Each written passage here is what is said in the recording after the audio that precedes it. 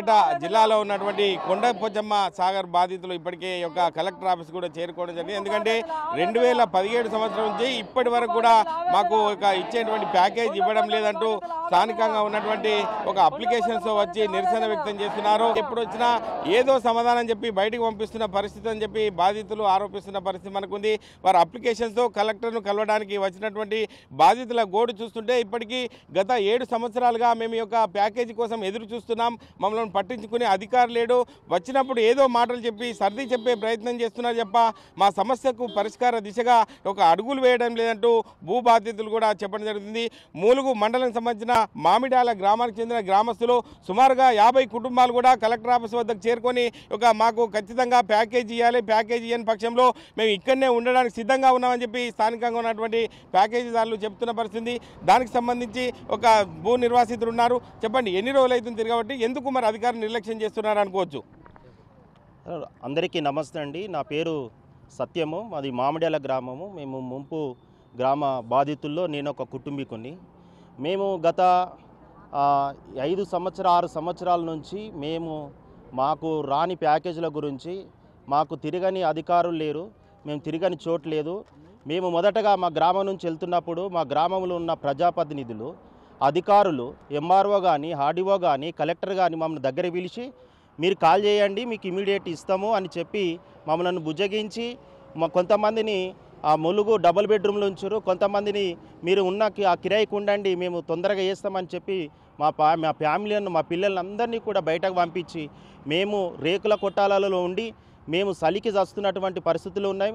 అధికారుల దగ్గరికి ఎన్నోసార్లు వచ్చినాం, ఇదే కలెక్టర్ ఆఫీసర్ దగ్గరికి 10-20 సార్లు మేము వచ్చినాం. అయినా కానీ మమ్మల్ని పట్టించుకున్న నాదుడు ఇంతవరకు లేడు. ఏ ఎంఆర్ఓ కానీ, ఆర్డీఓ కానీ చెప్పిందే చెప్తున్నారు, ఇట్లాంటి కాగితాలు బొలెడాన్ని ఇచ్చినాం, అయినా కానీ మాకు రెస్పాన్సిబిలిటీ అనేది లేదు. మేము మా ఊర్లో ఉన్న పెద్ద మనుషుల దగ్గరికి వెళ్తే కూడా కనీసం ఆ పెద్ద మనుషులు ఇంతవరకు చేస్తామన్నారు. కానీ వాళ్ళకు అనుకూలమైన వ్యక్తులకే, హైదరాబాద్లో ఉన్న వాళ్ళకు, అమెరికాలో ఉన్న వాళ్ళకు, గ్రామం నుంచి 50 సంవత్సరాల నుంచి వెళ్ళిపోయిన వాళ్ళకు, కోటీశ్వర్లకు, ధనవంతులకు మాత్రమే ఈ యొక్క ముంపు గ్రామంలో ఉన్నటువంటి వాళ్ళకు మాత్రం ఏ న్యాయం జరగట్లేదు. వాళ్ళకు ఏ విధంగా ఇస్తున్నారో మాకు అర్థం కావట్లేదు. వాళ్ళు కూడా మా ఊరలే అయినప్పటికీ కూడా మేము పొట్టకూటి కోసము 4-5 సంవత్సరాల క్రితం మేము కూలీ బతుకుల కోసం బయటకు వెళ్ళినాం. అయినా కానీ ఒక్క వ్యక్తి కూడా మా మీద ప్రేమ చూపెట్టలేదు, జాలి చూపెట్టలేదు. ఈరోజు చూడండి, మా చిన్నపిల్లలను పట్టుకొని వచ్చినాం, ముసలిళ్ళం పట్టుకొని వచ్చినాం. గోడుమని ములుగు మండలంలో ఉన్నటువంటి ఆ పరిధిలో ఉన్నటువంటి వాళ్ళు ఎంతోమంది గుండెపోటుతో చచ్చిపోయారు, ఎంతోమంది ఈరోజు కూడా శాతగాని స్థితిలో ఉన్నారు. అయినా కానీ ఒక నాయకుడు కానీ, ఒక అధికారి కానీ మా పట్ల జాలి చూపట్లేదు. గత ప్రభుత్వంలో ఉన్నటువంటి కేసీఆర్ గారు ఇస్తాము చేయండి అన్నప్పటికీ కూడా కనీసం అధికారులకు మా మీద కనీసం ప్రేమ కూడా లేకుండా పోయింది. ఈరోజు కాంగ్రెస్ ప్రభుత్వం వచ్చింది, రేవంత్ రెడ్డి గారు దయచూపండి మా మీద, కనీసం మా పిల్లల గోసలు చూడండి, మమ్మల్ని చూడండి. మేము ధనవంతులం కాదు, మేము అందరి లేక 10 ఎకరాలు కాకుండా కనీసం ఎకరమో, అర్ధెకరమో మా అయ్యల బొందలో, మా తాతల బొందలో మీకు ఇచ్చినాం. అర్థం చేసుకొని మా కింద గ్రామాల్లో ఎంతోమంది లబ్ధి పొందుతున్నారు. మీరు కూడా మా గురించి ఆలోచించండి. మా గ్రామ పెద్దలకు మరొక విజ్ఞప్తి, మీ మీద కోపాలు లేవు, మాకు ఎలాంటి ద్వేషాలు లేవు, మేము రాజకీయ నాయకులం కాదు. దయచేసి మా గోడును అర్థం చేసుకోండి, మా భాషను చూడండి సార్, మా బాధను చూడండి, మీరు అర్థం చేసుకుంటారని మా వేదన కక్కురుతూ మా బాధన ఇప్పటికైనా మా పిల్లల్ని, ఈ ముసలి వాళ్ళని ఒక్కసారి చూసి కనీసం మా వేదన మీరు వింటారని ఆశిస్తున్నాం. ఎన్నోసార్లు మేము వేదన పడుతున్నాం, కనీసం మా వేదన ఇప్పటికైనా అర్థం చేసుకొని మమ్మల్ని ముందుకు నడిపిస్తారని ఆశిస్తున్నాం సార్. 7.5 లక్షల కోసం మా ప్యాకేజీలు కూడా ఇవ్వట్లేదు. దయచేసి రేవంత్ రెడ్డి గారికి వందనాలు, కలెక్టర్ గారికి వందనాలు. ఇప్పుడు మంచి అధికారి వచ్చిందని వింటున్నాం, కనీసం ఇప్పుడైనా వచ్చిన కలెక్టర్ గారు మా మీద దయ చూపి న్యాయం చేస్తారని ఆశిస్తూ ఈ సెలవు తీసుకుంటున్నాం. చెప్పండి, మీరు చెప్పండి. అంటే గోడు చూస్తుంటే చాలా ఇబ్బందికరంగా ఉంది. ఏం చెప్తావమ్మా, మీరేం చెప్తారు ఆ విషయంలో? మామూలు ఆడ ఇండ్లు కూలగొట్టిండు, మాందళ్ళ కూలగొట్టి ఇక్కడ మొలుగులు ఉంచిండు డబుల్ బెడ్రూమ్ల నుంచి 6 ఏళ్ళ. 6 ఏళ్ళ కోలే ఇస్తామని ఆశ పెట్టిర్రు పెద్ద మనుషులు. వరకు ఇవ్వలే, ఇచ్చేటోళ్ళకి ఇచ్చిర్రు, సిటీలు ఉన్న వాళ్ళకు ఇచ్చిర్రు, మసకట్ల ఆడ ఈడ ఉన్న వాళ్ళకి ఇచ్చిర్రు, కానీ ఊళ్ళు ఉన్న వాళ్ళకి ఇవ్వలేదు. మరి ఇల్లు ఉన్న వాళ్ళకి ఇల్లు ఇవ్వాలి కదా, మరి మాకెందుకు ఇండు కూలగొట్టి మమ్మల్ని తోలిచ్చి ఈడ ఉంచి ఇప్పుడు వాళ్ళు ఎక్కిరి పట్టిరి బాగా రాలేదని మేము ఏడ్చి మేము సగం అవుతున్నాం సారు. మీకు మంచిగా ఇప్పుడు మంచి కలెక్టర్ వచ్చిండు అని అంటే కలెక్టర్ నమస్కారము మంచిగా చేయమని మేము శనార్థి పెడుతున్నాం. అంటే మీరు చెప్పండి అమ్మా, ఎన్ని రోజులు అవుతుంది తిరగబట్టి, ఎందుకు అధికారులు పట్టించుకోవట్లేదు అనుకుంటున్నారు? 6 ఏళ్ళు 7 ఏళ్ళ పొద్దు అవుతుంది సారు. ఇచ్చిన వాళ్ళకి ఒక్కొక్క ఇంట్లో 4 ప్యాకేజీలు ఇచ్చిర్రు, 5 ప్యాకేజీలు ఇచ్చిర్రు, గోల్డ్ ఇస్తామన్నారు, గోల్డ్ ఇస్తామన్నారు. ఇవన్నీ బోధనలు పోసి మమ్మల్ని నాగం చేసిర్రు, మమ్మల్ని శల్రమ్మున కొట్టిర్రు. మా ఇల్లు కాలిపోతే నేను మార్గిన్ల పొంటి, ఇదే పదుల పొంటి అడక తిని బతికిన వీళ్ళందరికీ తెలుసు. అడక తిని నా పిల్లలు చదువుకున్న సారు, గింత పిల్లల చిన్న పిల్లల సారు, మా బతుకులు ఆగమైనాయి, మా పిల్లల ప్యాకేజీలు రాలే, మాకు ప్యాకేజీలు కావాలి సారు. మీకు నమస్కారం. మీరు చెప్పండి అమ్మా, మీరేం చెప్తారు ఆ విషయంలో? సార్ నేను ఊళ్ళోనే ఉన్నా, మా ఆయన చనిపోయిండు. మేము బయటకు వెళ్ళినాక మా ఆయన చనిపోయిండు. చనిపోతే ఊళ్ళకి వేసుకొని వచ్చిన, సావు అయిపోయింది. 2 అల్లుళ్ళు చచ్చిపోయారు. నేను బిడ్డల దగ్గర ఉన్నా, ఊళ్ళో ఉన్నా కానీ బిడ్డల దగ్గర ఉన్నా. పోయి ఊళ్ళో లేదని నాకు ఇల్లు ఇవ్వలే, ప్యాకేజ్ ఇవ్వలే, ఏది ఇవ్వలేదు సార్. మేము పిచ్చల లెక్క 2 అల్లుళ్ళు చచ్చిపోతే కూడా నా బిడ్డలు నా దగ్గర ఉంటుర్రు. ఇగో ఇక్కడ ఉన్నారు వాళ్ళే. అయితే వాళ్ళని కూడా పట్టించుకుంటలేరు, మాకు ఏది చెప్తలేరు కూడా. ఏది తిరుగుతూ ఉన్నాం సార్, ఇప్పుడు 6 ఏళ్ళ కూడా తిరుగుతున్నాము. తిరిగినా కానీ మమ్మల్ని ఎవరు పట్టించుకుంటలేరు. కలెక్టర్ ఆఫీస్ కాడ తిరుగుతున్నాము, ఎంఆర్ ఆఫీస్ కాడ తిరుగుతున్నాము, ఆడియో ఆఫీస్ కాడ తిరుగుతున్నాము.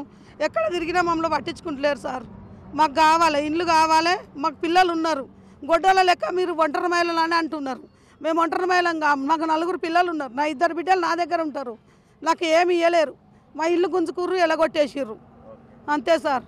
అంటే ఇది పరిస్థితి, ఎవరిని కదిలించినా కూడా కంటతడి పెడుతున్న పరిస్థితి ఉంది. ఎందుకంటే వాళ్ళకి ఇచ్చినటువంటి ప్యాకేజ్ ఇస్తే మేము ఎవరిని కూడా ఇబ్బంది పెట్టే పరిస్థితి ఉందని చెప్పి స్థానికంగా చెప్తున్నాం. చెప్పండి అమ్మా, మీరేం చెప్తారు ఆ విషయంలో?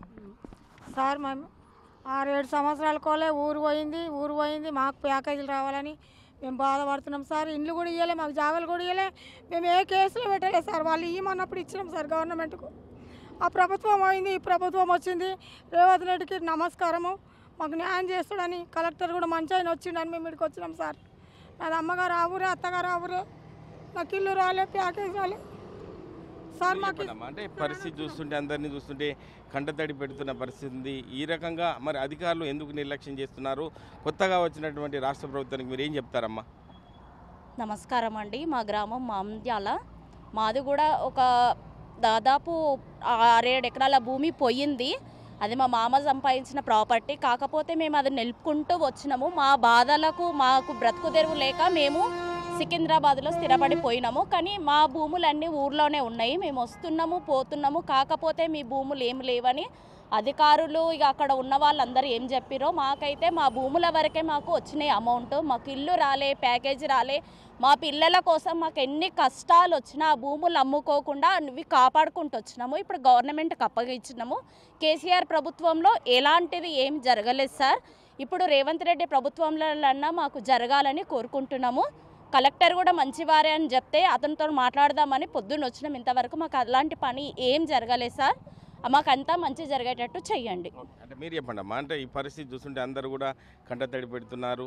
ఏం చెప్తారు ప్రభుత్వానికి, ఏం చెప్తారు స్థానికంగా ఉన్న జిల్లా యంత్రాంగానికి ఏం చెప్తారు మీరు? నమస్కారం సార్. మాకు మా భూములు తీసుకున్నందుకు మాకు న్యాయంగా వచ్చేటివి ఇవ్వండి. ప్యాకేజీలు కోసము ఇల్లు ఇచ్చేటోళ్ళకి అందరికి ఇస్తున్నారు. మేము బయట పోయిన మనిషి మా పిల్లల కోసం భక్తి తెరువు కోసం బయటకు వెళ్ళినాం. మరి మా భూములన్నీ ఇక్కడే ఉన్నాయి. మాది కూడా 7 ఎకరాల పొలం ఉంది, మా మామయ్య వాళ్ళు సంపాదించింది. దాన్ని నిలుపుకుంటూ వచ్చినాము. వ్యవసాయం చేస్తూనే ఉన్నారు, ఊరు పోయే వరకు కూడా మేము చేస్తూనే ఉండే. అట్లాంటి భూములు తీసుకొని ఇప్పుడు మాకేం లేదు, మీరు ఎక్కడి నుంచో వచ్చిర్రు, మీకు అక్కడనే ఉన్నారు కదా అని అంటున్నారు. మాకంటూ ఒక ఊరు ఉండాలి కదా. మా మామయ్య చనిపోతే ఆయన తరఫునే కదా మేము వచ్చింది. మేము వారసులు అంటూ మాకు చెప్పుకోవడానికి ఊరు ఇల్లు అని ఉండాలి కదా సార్. మాకు ఏం లేదంటే మాకు కన్నతల్లి లాంటి ఊరును ఓడగొట్టుకొని మేము ఎక్కడ ఉండాలి సార్? మాకు న్యాయం చేయాలనేసి ఇప్పుడు వచ్చిన గవర్నమెంట్ని, కలెక్టర్ గారిని అందరినీ ప్రార్థిస్తున్నాం. అంటే ఇది పరిస్థితి.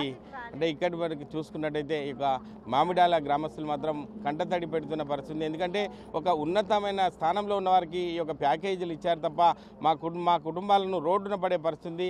పేదరికంలో ఉన్నటువంటి మాకు ప్రభుత్వం ఆదుకోవాలి. ఎందుకంటే గత ప్రభుత్వంలో మేము భూములు ఇచ్చాము. ఈ ప్రభుత్వం కొత్తగా కొలువు తీరినటువంటి రేవంత్ రెడ్డి సర్కార్ ఇప్పటికైనా ఆలోచన చేసి జిల్లా యంత్రాంగాన్ని అప్రమత్తం చేసి మాకు న్యాయం చేసే విధంగా, ప్యాకేజీలు ఇచ్చే విధంగా స్థానికంగా ఉన్నటువంటి ఉన్నటువంటి ఈ యొక్క గ్రామస్తులకు ఇచ్చే విధంగా చూడాలని చెప్పి ప్రతి ఒక్కరు కూడా కంటతడి పెట్టుకున్న పరిస్థితి ఉంది. ఎందుకంటే మేము మా బొందలగడ్డలు మాకున్నటువంటి భూములు యొక్క కొండపోచమ్మ సాగర్కు మేము ఇచ్చిన పరిస్థితి ఉంది.